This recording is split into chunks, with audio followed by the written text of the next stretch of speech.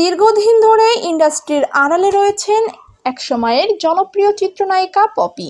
শোবিজের কারো সঙ্গেই যোগাযোগ না থাকায় তাকে নিয়ে বিভিন্ন সময় সংবাদ প্রকাশ হয়েছে। 2019 সালে এফডিসিতে সাহসী যোদ্ধা নামের সিনেমায় শুটিংয়ের অংশ নিয়েছিলেন, কিন্তু সিনেমাটির কাজ শেষ করে নিজেকে সবকিছু থেকে গুটিয়ে নিয়েছেন জনপ্রিয় এই অভিনেত্রী। তবে এবার আড়াল থেকে বেরিয়ে আসছেন তিনি।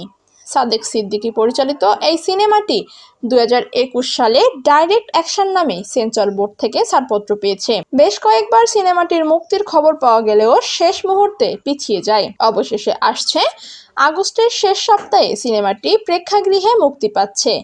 এই সিনেমার মাধ্যমে দীর্ঘদিন পর পর্দায় ফিরছেন পপি। এতে পপির সহশিল্পী জনপ্রিয় চিত্রনায়ক আমিন খান।